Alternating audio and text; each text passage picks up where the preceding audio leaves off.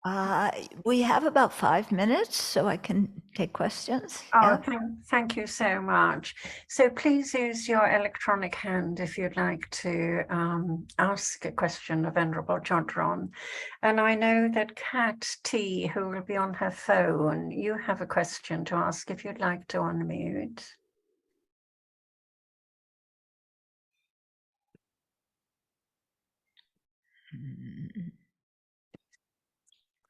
If Cat T, otherwise, if you'd like to unmute, because she had a question.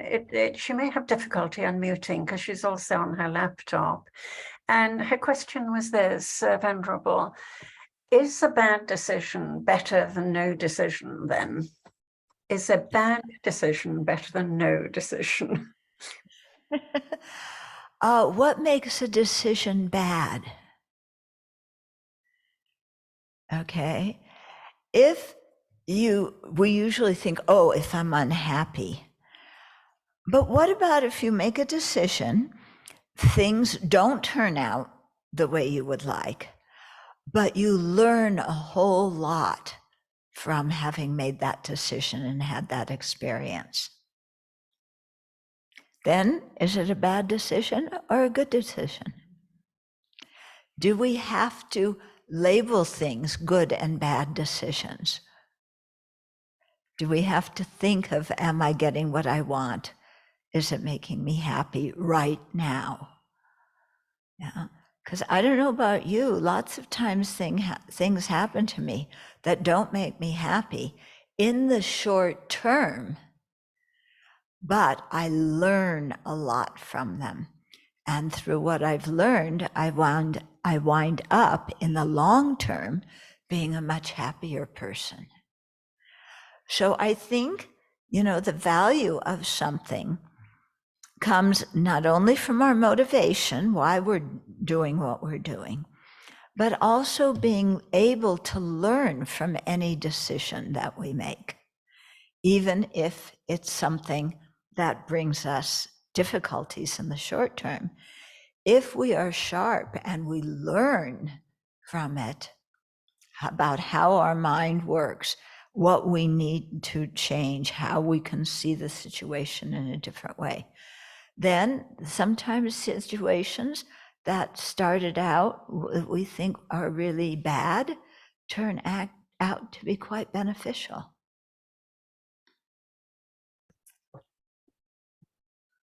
Thank you, Venerable. Thank you. We have one other question from Elizabeth West. Can I invite Elizabeth to unmute? And that'll probably will take us up and take up your 5 minutes. Can Elizabeth. you hear me? Yes.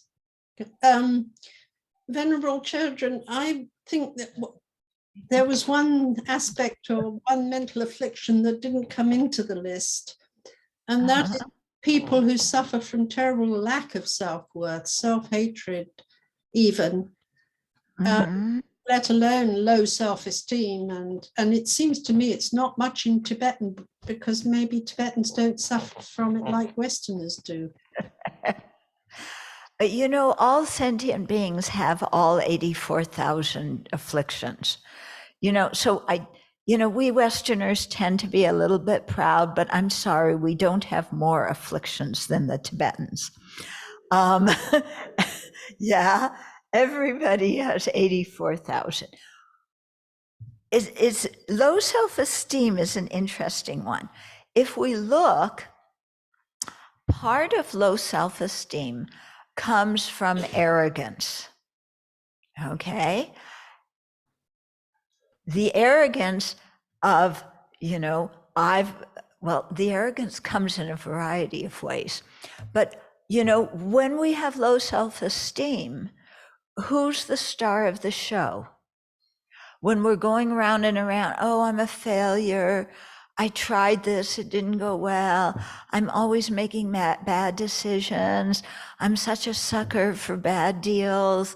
Oh, nobody loves me. No wonder, because I have such a bad temper that I can never get control of. Everything is my fault. My relationship broke up, and it's because I was so selfish. Okay, in other words, okay, I am the worst one in the universe. And I am so powerful, I can make everything go wrong. Okay, isn't that arrogance? Yeah, when we have low self-esteem, I can't do anything right, nobody loves me. Who's the center of attention? Me. I'm the worst one in the world. If I can't be the best, well, by golly, I'm going to be the worst. But somehow I am more important than everybody else. Yeah, it's same old, same old. It's a kind of pride. Yeah, put ourselves down. Also, that low self-esteem, it's making unrealistic expectations of ourselves. Yeah, I should be able to do da da da da da da perfectly. Yeah, who said? Who said I should be able to do everything perfectly? What does perfectly mean anyway? Yeah, what does perfectly mean? It means I get what I want. Is that perfect? Everybody has their own version of perfect because everybody has a different thing they want. Okay, I did everything perfectly. Huh? Why do we expect that of ourselves? I should, I've known Buddhism for one whole month. Yeah, I should be almost enlightened by now. What's wrong with me? Yeah, I'm still suffering from jealousy. Oh my goodness, what's wrong? Who said we should be free of jealousy after practicing for 1 month? Who owns these unrealistic expectations of ourselves? Yeah. You might say, well, my parents do, society does. Well, yeah, they may have unrealistic expectations of ourselves, but who buys into those? We don't have to buy into other people's unrealistic expectations of who we should be. But when we buy into them, or when we make up our own unrealistic expectations, then we're setting ourselves up for low self-esteem.